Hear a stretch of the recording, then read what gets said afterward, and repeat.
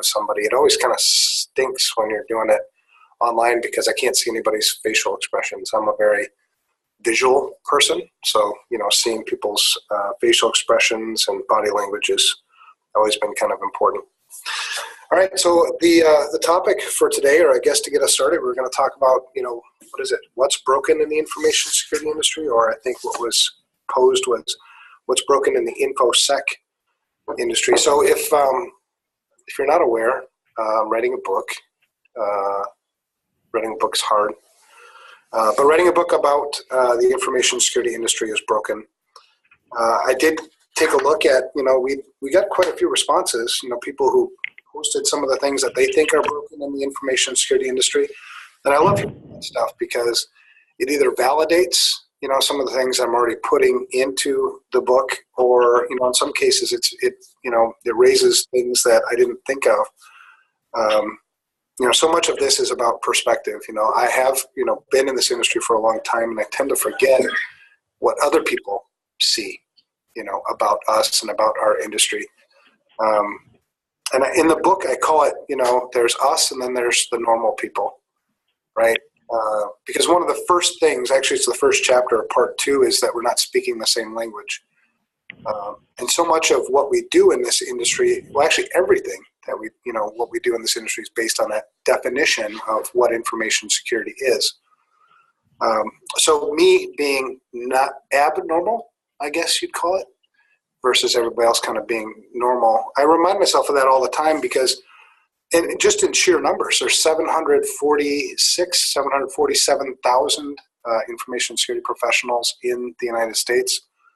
The U.S. Census Bureau says there's 327 million people in the United States. So if you do the math, that's about 0.23% of the U.S. population is people like me. It's people, and if you're in information security, they're people like you, people that speak, this same language. So as I was reading through, your comments about what's broken in the industry, a lot of it kind of stems from that. So I'll go through kind of briefly what the book is, and then we'll take, the questions that are here. If you have questions yourself, type them into the chat, and, I'll address those as we go. So the book itself, really, it's 3 parts to the book. The first part of the book is really just the opening, kind of laying out, what we see in the industry. It's funny because there's so many different statistics that you can quote about the brokenness in our industry. I'll just take one, for instance. 60% of Americans are willing to pay a ransom for internet extortion, almost twice as much as the global rate of 34%. Now that in and of itself isn't necessarily the broken thing. It's a symptom of what's broken. So you kind of have to dig a little bit deeper to find out sort of why that is. But take another one. 78% of people claim to be aware of risks of unknown links and emails, yet click on the links anyway. So 78% of people know that this is a bad link, but yet they click on it. The cost of cybercrime is expected to reach over $2 trillion in the year 2019. 82,000 incidents last year. Actually, 82,000 incidents were reported in 2016, 160,000 in 2017. The number of breaches last year, 5,207 breaches with an estimated 7 billion records exposed last year, another symptom of our broken industry. 32% of companies said they were victims of cybercrime in 2016. So only 32% claimed to have been victims of cybercrime. You wonder if the other 68% are ignorant. They just don't know that they were part of that problem. 52% of organizations report that their security officers lack an understanding of how business works. That's a problem, certainly, if you're in business to make money, which I think most businesses are. The cybersecurity unemployment rate is 0%. According to one prediction, there's expected to be 3.5 million, 3.5 million empty seats by the year 2021. So that means there's 3.5 million more jobs expected than what we'll have to fill it. So those are just some of the things. Those are just some symptoms. I mean, I think you can look at all kinds of different news articles and sources, and find evidence of brokenness sort of everywhere. So the first part of the book is really just laying out the opening, laying out, because I do believe that there's still some people that work in this industry who won't admit that the industry is broken. So, you really have to sort of be honest with yourself, and yeah, you'll find it. So part 2 of the book lays out what's broken. So the opening, part 2 is, the things that are broken in our industry. It starts with, we're not speaking the same language. And in this chapter of the book about not speaking the same language, we're not speaking the same language between companies. That's why, you struggle. Many people struggle with this vendor risk management thing.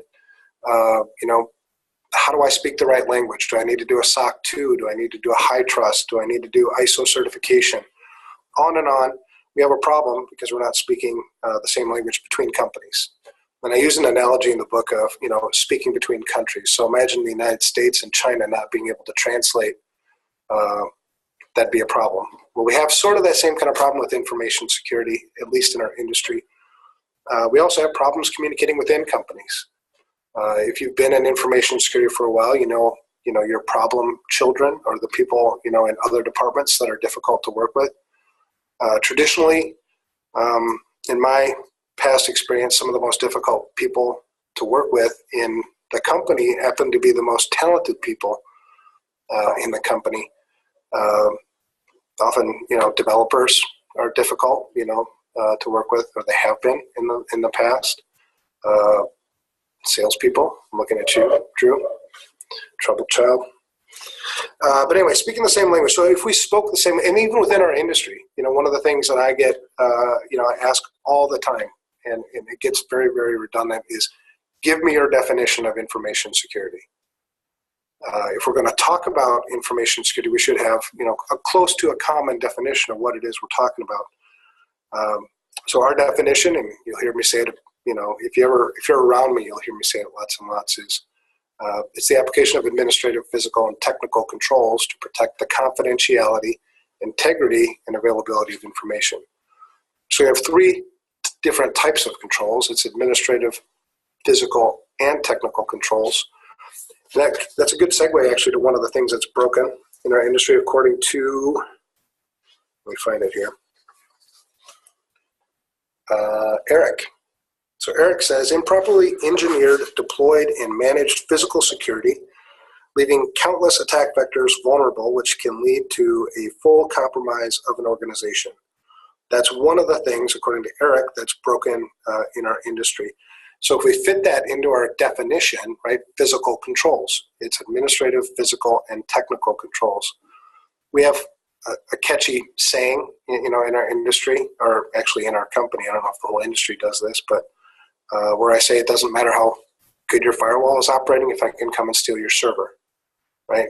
The thing with physical security that's a little bit different than technical security is we've got a safety issue also, right? It's not about just the information, but if I lack good physical controls, the safety of the people, my number one asset, right, is also at risk. So I agree with you, Eric. That's definitely something that's broken in our industry, accounting for physical controls within the context of information security, right? And I'll just go down the list now. Wait, no, I only did chapter 1 of part 2. Oh my gosh, this thing's going to go for like 3 hours, right? Okay. All right. Well, let me just go through the parts real quick, and then you can interject wherever you want. So 1, we're not speaking the same language. Number 2, the second chapter is bad foundation. We build security programs without a solid foundation. If you think about what, kind of how security works, it would only make sense that I can only secure the things that I know I have, right? So asset management is a foundational piece of an information security program. Yet every organization, not every, but most organizations we go and look at, they don't have a good asset management program. Maybe they've got some semblance of a physical asset management program, but software assets, data assets, spotty, at best. So That's one part of the foundation. Another part of the foundation, I can't secure what I can't control. So things like access control, change control, those are also very foundational, fundamental components of a security program. Really, Chapter 2 is just about kind of all that, right? The lack of a foundation in information security. Chapter 3 is lipstick on a pig. So we buy a lot of lipstick and we apply a lot of lipstick. Oftentimes lipstick comes in, there's different types of lipstick too, different colors. I don't even wear lipstick, but if I did, we use lipstick a lot. We use lipstick to make us look more attractive than we really are, feeling better about ourselves. Technology, lipstick, complexity is one of the things. And actually, I saw another comment in what's broke from you guys, from the people who joined. Steve says, complex tools designed to facilitate security tend to become a liability when in the hands of average administrators. And I think there was another piece here. Somebody else had mentioned complexity.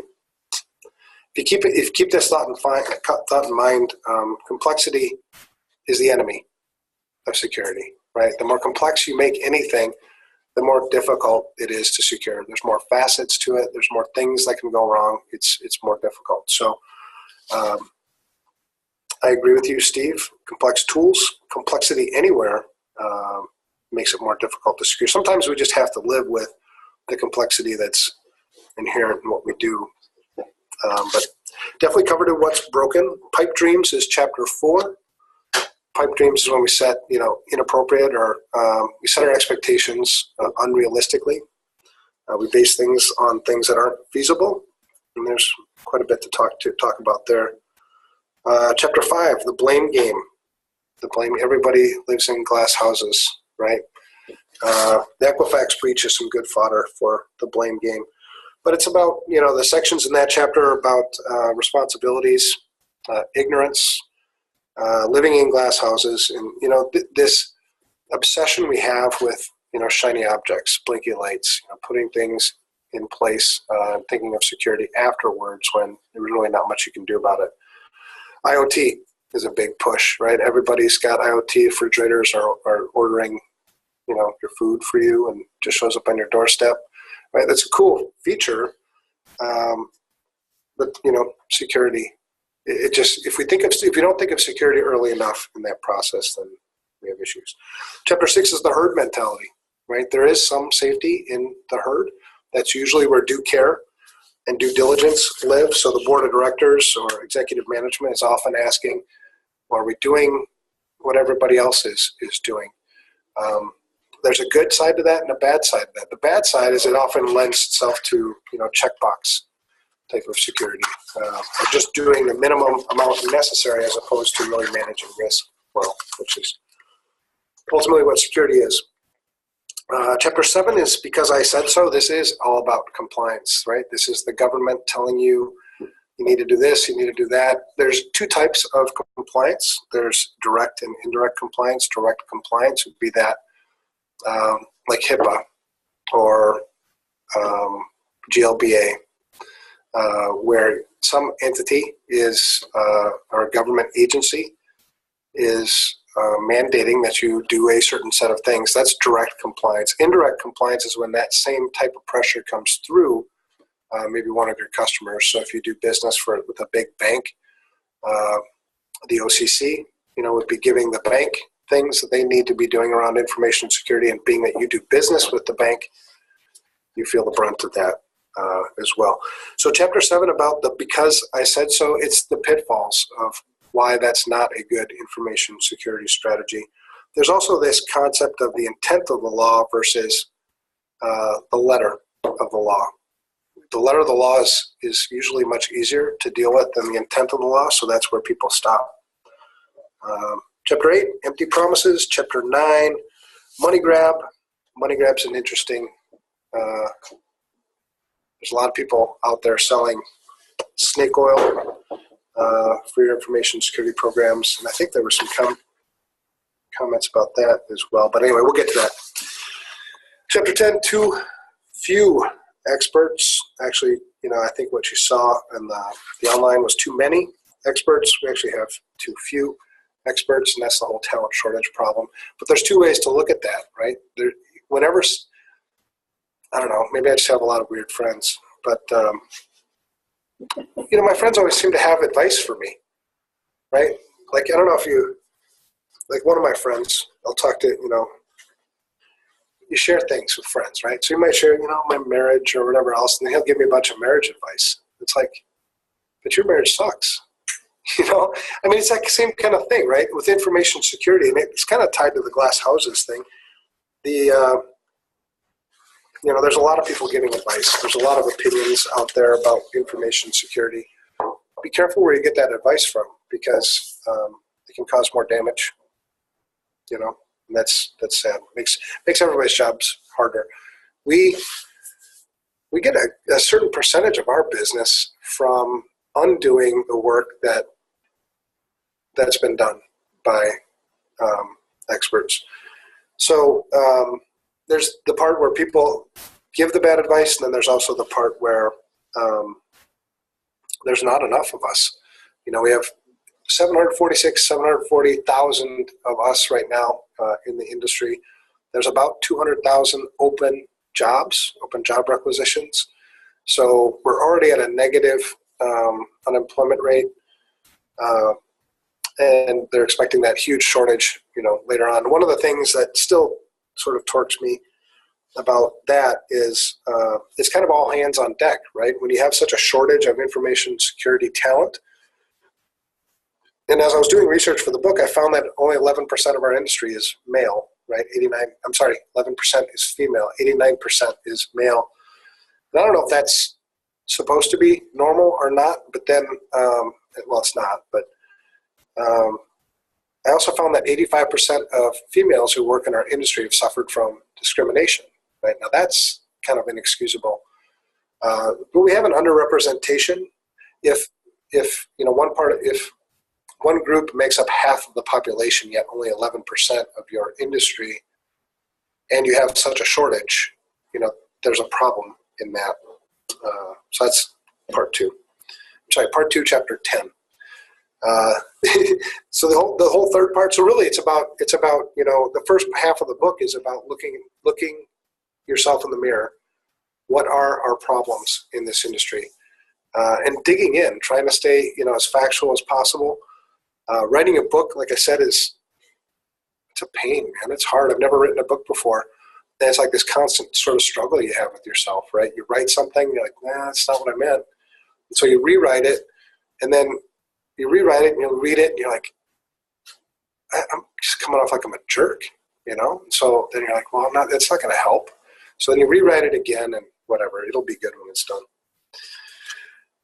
Part 2, the mirror. Part 3 is what we do to fix it. So really, part 2 and part 3 are mirrors of themselves. So if we're not speaking the same language, how do we fix the speaking the same language? How do we get a common language in our industry? Part 2, the foundation. How do we fix that? How do we fix the foundational components of information security programs? One of the things that's very unique about our industry is our interdependence between security programs, right? If you have a bad security program, it's going to affect my security program, in one way or another, because a lot of the shared resources and things. All right. So am I just yammering, or is this making sense? We're good? Okay. Well, then I'll keep on going. Any questions, feel free to type them. I'm watching that too. All right. So here's the things that you said are broken. And this is really important when one of the things that's really important to me is hearing from people who aren't like me, right? The normal people. What do they say is wrong with the information security industry? That's as valuable, if not more, than what I say, right? So the first one, unless you're a cybersecurity expert, it is very difficult to understand what is happening or feeling secure with the fix-it plan. And that comes from Edward. Unless you're a cybersecurity expert, it's very difficult. So this is a translation problem, right?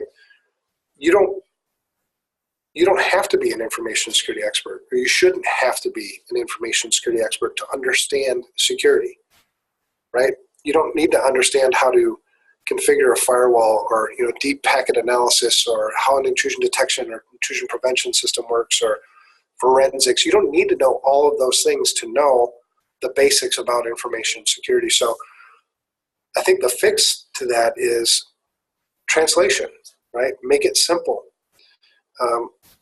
The more you sort of understand security, the more you realize it's like putting together a jigsaw puzzle, right? You start, just like, I don't know, I build a jigsaw puzzle with the outside first and the corners. That's the framework. For a security program, that's policies, that's procedures, that's the rules for the game. Then inside of that are all the pieces that fit. And they fit together. And when it works well, it's a beautiful thing. When it doesn't, but if you look at it that way, if you understand security, well enough, you start to recognize pieces that don't fit. Pieces from another puzzle that we tried to jam into my puzzle, broken puzzle pieces, missing puzzle pieces. So translation, it's a translation problem if you don't understand something about information security that you'd like to.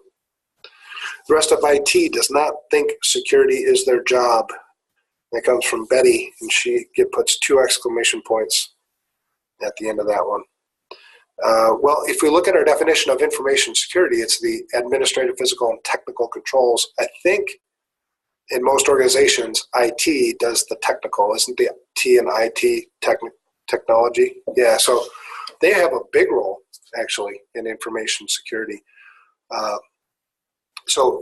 And I'm guessing Betty already knows that she knows that they have a role. It's getting them to think that they have a role.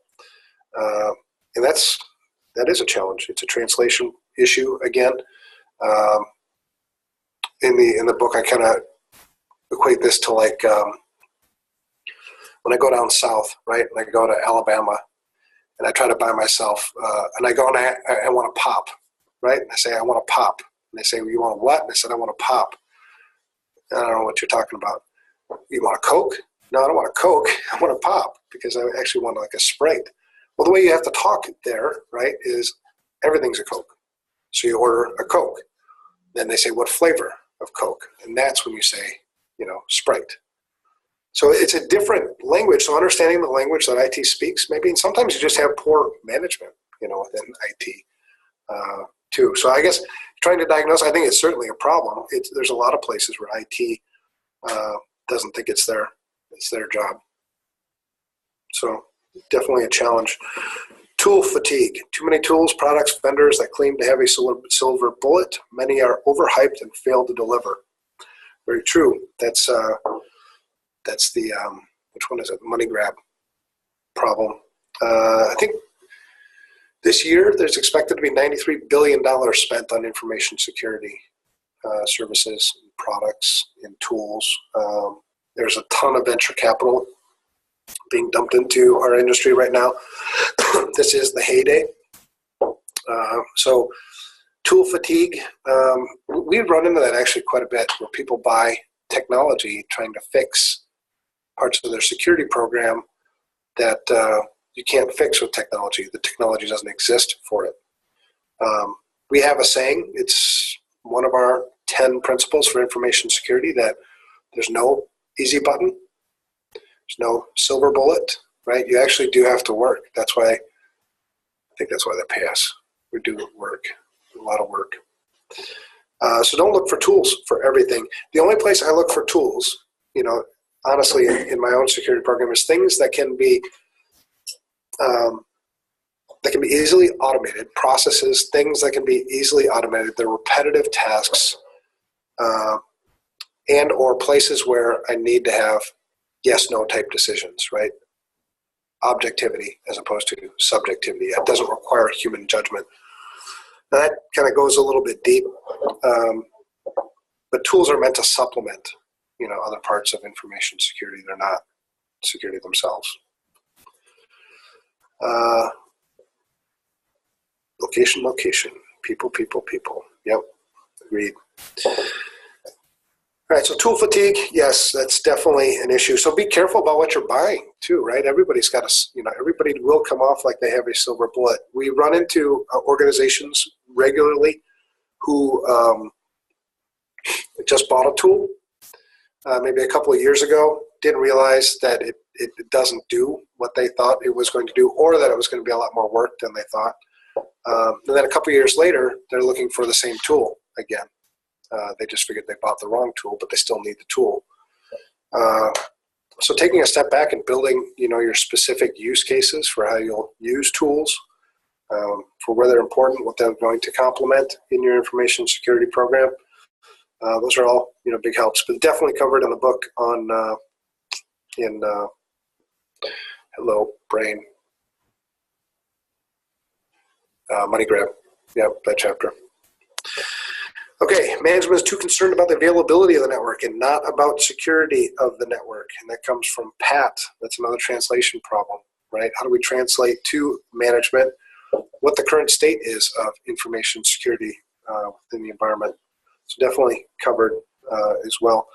Not following our own guidelines. What does it say? It won't happen to us. Too many products not properly configured, monitored. That comes from Leon. So we got a couple issues here. Not following our own guidelines. So this would be empty promises. This is where we're not putting our money where our mouth is, or we're not doing what we said we were going to do. It won't happen to us. That's a fallacy, right? We used to think that it doesn't, and there's stories, man. I got so many stories. There'll be stories, shared in the book too. But just last December, an incident response where, hundreds of thousands of dollars were lost because the company thought it wasn't going to happen to them, right? I mean, the thinking was, well, we're not a target. We don't have anything that anybody wants. So what's the use? They found out, what's the use. So it will happen to you. The attacks don't happen the way they used to. That's such an old school way of thinking. They just don't happen that way anymore. They happen to everybody. Too many products not properly configured, monitored, so the money grab got you too. Eric, oh, here's a big one. This is a long one from Joe. Should I read it verbatim? I'm not good at reading. Experts that do exist disagree on fundamental best practices. So that's chapter 2, foundation. Best practices are meant to establish business continuity and are often inconvenient to the end user.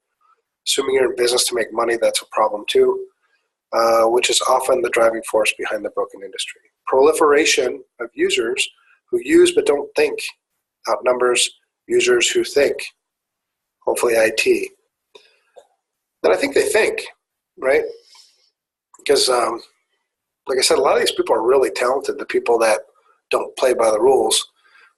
Obviously, there's a disconnect between what I'm asking you to do and what you see value in doing, so you don't do what I asked you to do.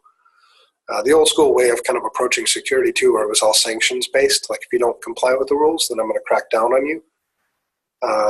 We dug ourselves a hole because of the way we used to approach security like that.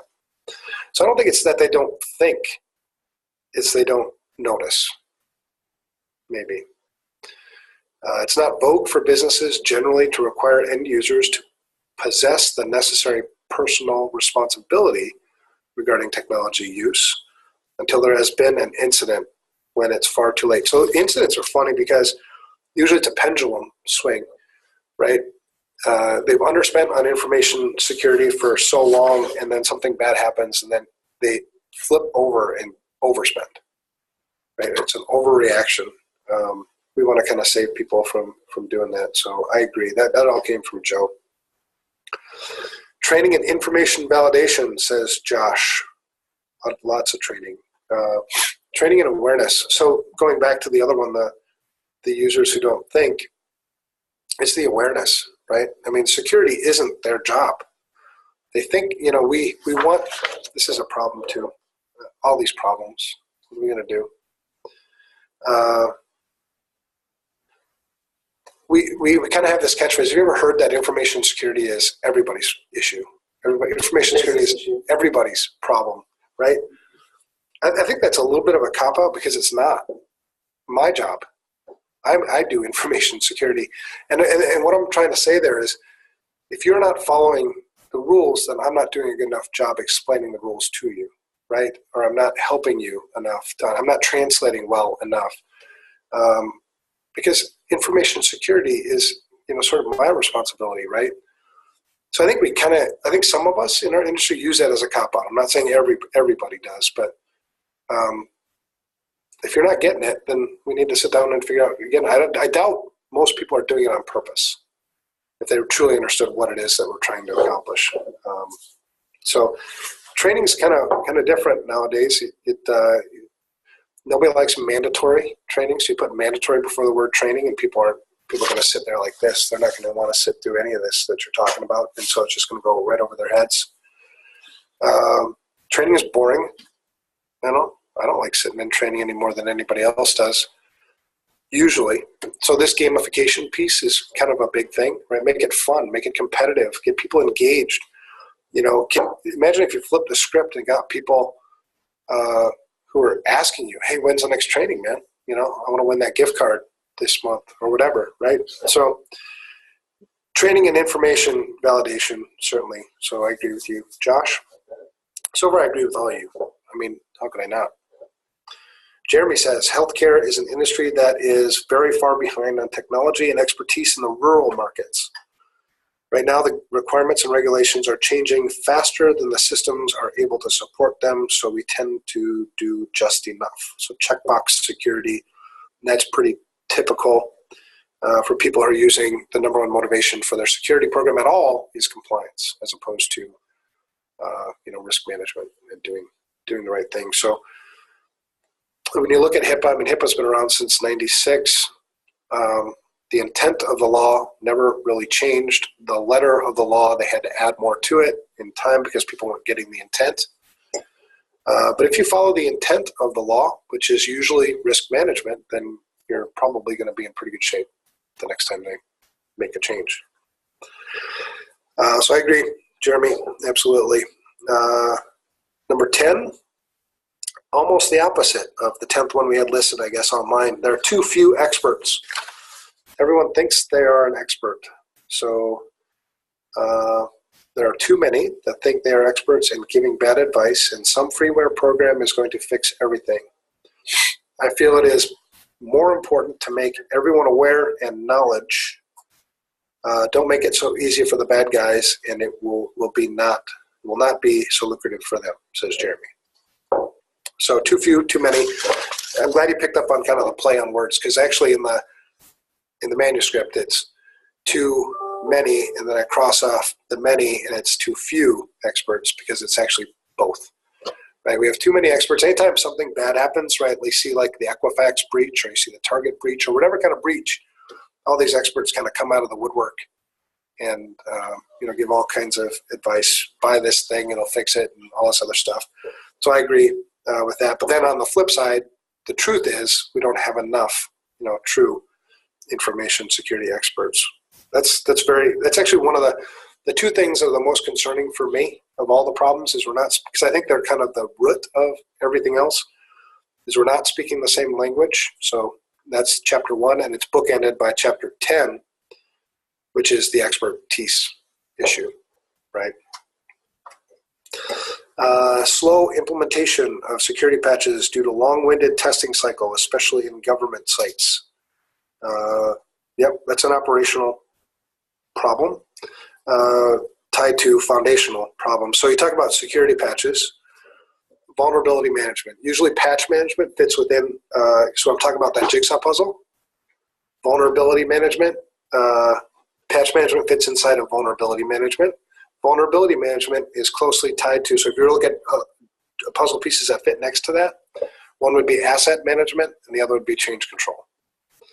Right, so if I had solid asset management, if I knew what systems I had, what applications were running very well, then patch management would be a little bit easier. And if I had good change control, so usually the poor vulnerability management is a symptom of problems elsewhere. Yeah, and I get it. Sometimes government sites, especially FDA validated, where I came from in my past was a pharmaceutical. So data integrity was super big, super important, all driven from FDA. work, so it made it very difficult to make changes to systems. You'd have to revalidate the systems. It was always a pain, but the opposite side of that is if I don't patch, then I'm going to have unauthorized changes to the systems, right? So it's a give and take. You have to find the happy middle ground. Number 12, I am with you on all these ellipses.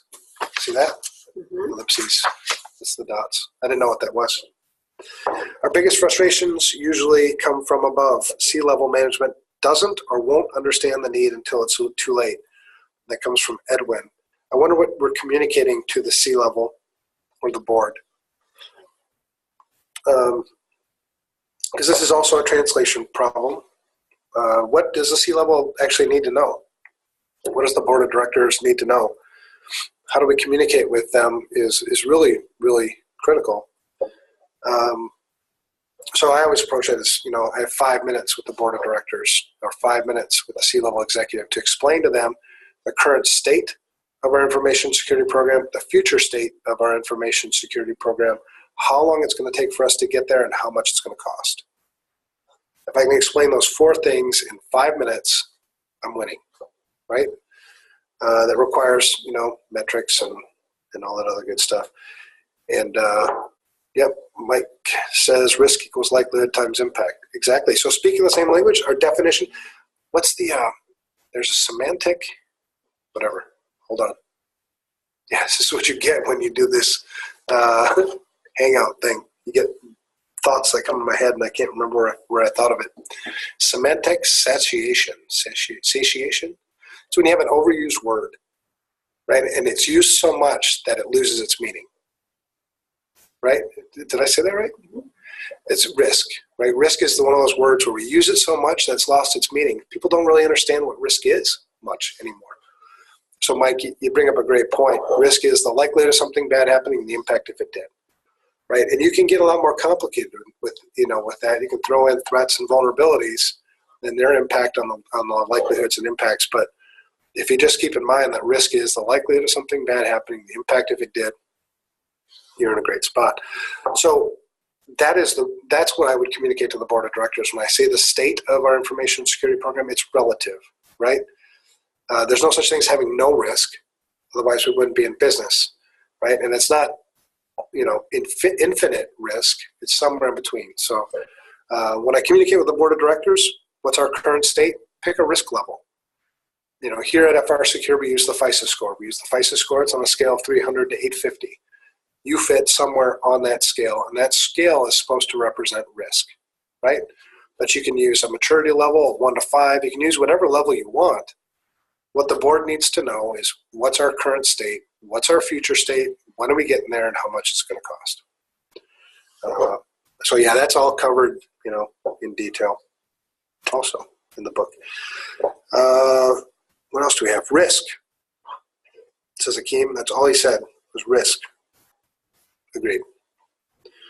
The tech becomes extremely complicated. That's the other one I was looking for. Yeah, complication or complexity, complication is the enemy of security. In a lot of cases, there's tons of tools running in an environment that you don't even need, right? Yank them out, which means you'd have to admit that you wasted money, right? So, but that is the truth. There are times when we waste a ton of money. I mean, I've done it myself. There are times I look back at my, my past, and I bought into the network access control thing in early 2000s, mid 2000s, when it was kind of just a new thing. I spent like $120,000 on this network access control, and I grew up a network engineer, right? So I totally got it. I was like, yeah, this is going to be the best thing ever. Well, no, it didn't. It was way too complex, which a lot of things were back then. Cisco makes things complex too. But anyway, it ended up being a waste of $120,000. I never actually used it for what it was used for, which then I felt guilty for because, a business is in business to make money. They have a mission to accomplish. This was a pharmaceutical company, so they helped people with the drugs that they created. Well, I just, I felt like I just stole $120,000 from them or from the mission. So Anyway, yes, complicated tech. Stay away from it. And that's number 15 too. Steve said complex tools. We already covered that one. Holly says we are afraid of what we don't know and that others will find out what we don't know. So it's kept a mystery. So lack of transparency. Yep, that happens. Again, common language, setting the right expectations, right? I think, where did I say that one? What chapter is that?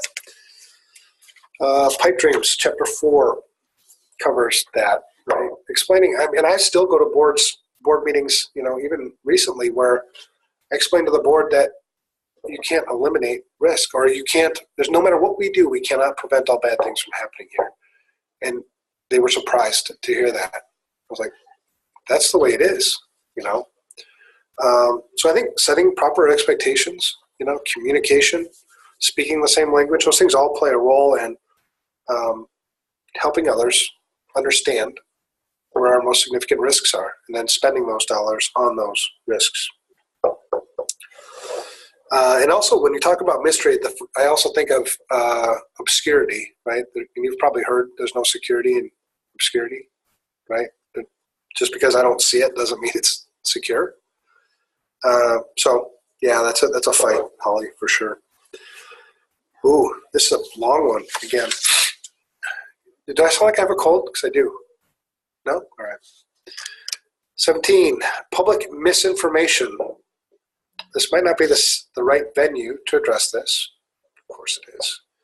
But many in the general public figure that unless they have financial information, they aren't really a target and won't get hacked. Therefore, the industry is trying to sell them something they don't need. So the first thing we have is this misbelief that because I don't have information, or I don't have money, or I don't have whatever, that I'm not a target. You are a target. And it doesn't, the things you don't think are worth money to people, right? What's that saying when they say that one man's garbage is another man's treasure? That's it. And you don't really realize how important it was or how valuable it was until it's no longer there, right? Until it's gone. So they think they're at their target. The industry is trying to sell them something, absolutely. Every one of these companies that makes, and most of them are probably really cool products, right? But they're in business to sell you stuff. They're not in business to secure for your information, right? They come off like I'm here to help you and secure your information, but that's not what they're in business for. They're in business to sell you things. We have a saying here. Have you been told the saying? That if you ever sell something to somebody that they don't need, I'll run you over with my truck? Yes. Yeah, that's the truth. We have to stay true to that, right? And we're not fixing the broken. Our mission here is to fix a broken industry. And if we're doing stuff like that, we're not fixing the broken industry, right? And that's the kind of the motivation for the things that are in the book. All right, so this person, I work for a nonprofit, which even makes it worse if you're taking money, from the mission. Work with a nonprofit, 170 employees. We have numerous people with access to multiple governmental agency sites with a lot of information about youth, including personal information, history, school information, family members. It's hard to convince them. It's a real concern, and I work here. I'm not even trying to sell them something, right? So this is an internal person trying to sell. I feel it. Yeah, we should talk. The general public figures you have to be the Pentagon or Equifax to be targeted. Well, absolutely not true. Dispelled in so many different places. And 18, not enough end-user training and awareness efforts are being done, says Mike. Not enough in some cases, not quality in others, right? It's like social engineering an entire company, right? If I want to get you to do the things that you should do, I kind of have to convince you that it's in your best interest to do it, right? So it's almost like a social engineering. It's not manipulation, it's an influence, right? A little different. So anyway, okay, well, that's all that. Any questions? One man's trash is another man's treasure. See, Shelly got it. I wonder, do I come off that way, like when I'm talking? like I stumble so much because my brain is like doing whatever it's doing that people are like, I'm just going to finish your sentence for you. Do you do that in your mind? You probably do. You're like, whatever, Evan. I'll just answer that. All right. So anyway, those are the things that are broken. I think, what do you think of, I have 10 minutes. What do you think of other things that are broken? Give me some. When you can think of things that are broken. All right, let's go. It's too complicated, right? It's too complicated? They make simple complex. And, they make, or no, just like in general, people make simple. Overthink. Yes, correct. Yeah, I think that's really true too. You know, you make we get in a lot of arguments in our industry. When in chapter 1 of the book, I use analogies a lot, right? Because I think one of the best ways to communicate something is using something that we both already know, right? If we both already know something, and then I use an analogy for something that I know, you'll more easily understand. That's common ground. Right? Yeah. So in, speaking the same language, I use analogy of countries. We have trouble speaking, between different countries without a translation. Countries in the analogy are companies, right? So two companies struggle to understand and communicate effectively with information. So that's why you see, 80+% of companies don't have a vendor risk management program because they don't know how to do the translation effectively, right? So if I'm going to do business with you, if I'm going to share information with you, I should account for the risk of sharing information with you, right? And so as part of my information security strategy, and you've seen breach after breach after breach, happen because of poor vendor risk management. And so there's this country to country kind of dynamic that I use. And then there's that state one, which I talked about already. We speak the same language, right? We're part of the same culture, but it's like a different dialect, right? When I try to explain things about information security to you. And then within our own tribe. So it's countries, states, and tribes. And within our own tribe, when I ask for a definition of information security, I did that once on LinkedIn. And I think there were like 11,000, 12,000 views. Only 33 people provided, any commentary at all. And then the 33 definitions that were provided, none of them were the same, right? It's like, son of a gun, what are we doing? If my job is information security, I should certainly, I should have a definition of what that is, because it's kind of what I do. So I think we just kind of skate over these things. We just take them for granted. We take definitions for granted. We take communication for granted. Like I just assume that it's not a good idea for you to click on links that you don't trust, right? You just know that, right? Well, you don't because you keep doing it. You know what I mean? So, we miss so much on that. And then the foundation piece, so, chapter 2 goes into the foundation where asset management, I can't secure what I don't know I have, and then control of that information. So I can't secure what I can't control, right? So change control, access control, identity and access management, all those things are so important and foundational to an information security program. Yet you see it deficient company after company after company, right? And then they try to tack on this lipstick on a pig stuff, right? Let's get some technology maybe that'll account for the deficiencies of what I've got in the core, the foundation of my security program. So I don't know if you'd ever build a house like that, right? My house I live in a house that was built in 1872, right? Pretty dang solid foundation. The thing that's the problem is the joists are, funky, so that's why you get the weird floor. But the foundation's been there for 146 years, right? Good, solid foundation. So, you can't overlook the foundation, but foundations are also not very sexy. Right? What looks so good about a foundation? It's not like you have people come over to your house, say, hey, come check out our new housewarming party. Let's go downstairs and check out the foundation. Nobody cares, right? Instead, you're showing them like, look at our furniture, look at our paint colors, look at the tile work, you look at all the lipstick stuff, but you don't look at the foundation stuff. So really, chapter 2 touches on all that stuff, which leads into chapter 3, where we have that lack of foundation, that lack of fundamental understanding of how security actually works, and it's not complicated. It's just work, right? And it's funny because I gave a talk about this to a pretty big group, and one of the security people there said, yeah, but asset management is so much work. It's hard. Because as soon as I do an asset inventory, then it's not good anymore, right? It's like, don't you get paid to do this stuff? I mean, don't we get paid to figure out, creative solutions on how to do asset management? There are plenty of tools out there that will help us do it. But anyway, lipstick on a pig, pipe dreams. Pipe dreams where we set that wrong expectations, right? I know that no matter what I do, I can't prevent all bad things from happening. So don't you think I should plan for detection and correction, right? Establishing kind of what are our expectations here. We do things, on our scale of, 300 to 850 in terms of measuring risk. 850 is not realistic. We're never going for 850 here because you can't, right? We're probably not even going for a 780 or a 700.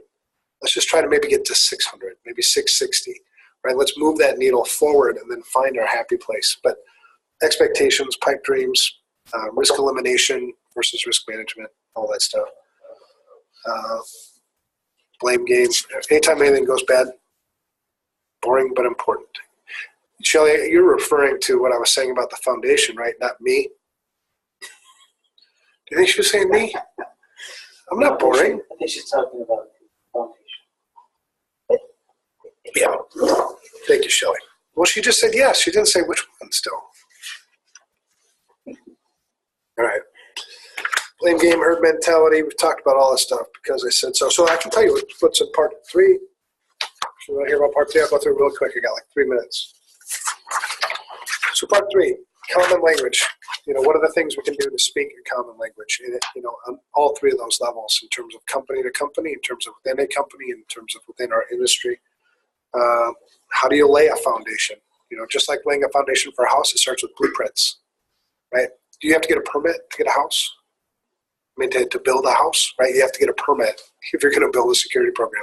So getting management involvement, into that security program and communicating with them, laying that foundation, and then how do you repair a foundation? So if you haven't done some of these core foundational things about information security, how do you repair that? Do you have to start over? In some cases, you can make an argument that you might be better to start over. We have seen security programs that are so dysfunctional, it's actually cheaper and less expensive to start over than it is to try to repair what you've already got. So there are times when that happens, but how that works. Chapter 3 is, in part 3 is get real, using honesty, objectivity. Anytime I can take my opinion out of the equation, the better I am, the better everybody is. So, using objectivity, simplification, making these difficult concepts simple to understand. Analogies are great ways to do that, right? And then where does technology fit in all that? Chapter 4, expecting reality. So how do you lay out what is risk management? How much time should I spend on detection and response? Most organizations don't have a good incident response program. I'm working on one for a client right now. And then sharing those expectations. Once you've established what those expectations are, then sharing them, which should help with Holly's problem in, not feeling comfortable sharing the things that you don't know or they don't know, I guess. Chapter 5 is X's and O's. You're a sports guy, right? Yeah, so in sports, how important it is. Everybody has their specific role. Everybody has their responsibilities. And when one person doesn't play by the rules, when one person isn't in the right position, it affects the entire team. So using that analogy about, if we're going to play the blame game, there are people to blame usually, but putting the blame where it actually belongs, which starts with sportsing. I call it sport. Well, we call it sportsing here because there's a lot of security folks aren't sports people. So we just call it sportsing. I think it's funny. You did too. Chapter 6 about being you, focusing on yourself, on your own problems to defeat the herd mentality, the bad parts of the herd mentality piece. And then using your information security investments to capitalize. These are market differentiators, especially as you start to, as people, because if we have 3.5 million short in talent, in our industry, there's a big differentiation now, in my security program versus yours.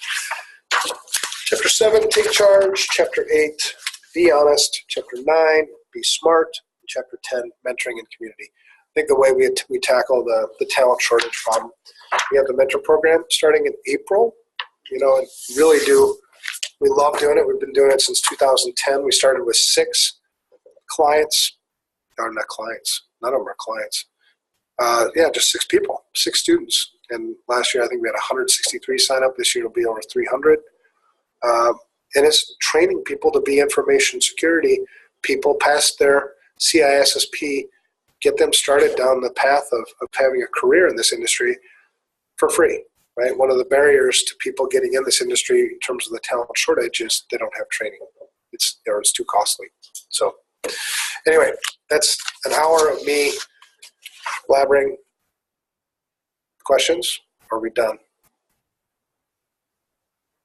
I'm done. You're done?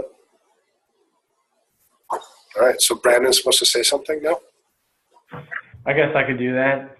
Thank you, Evan, and thank everybody else who participated today.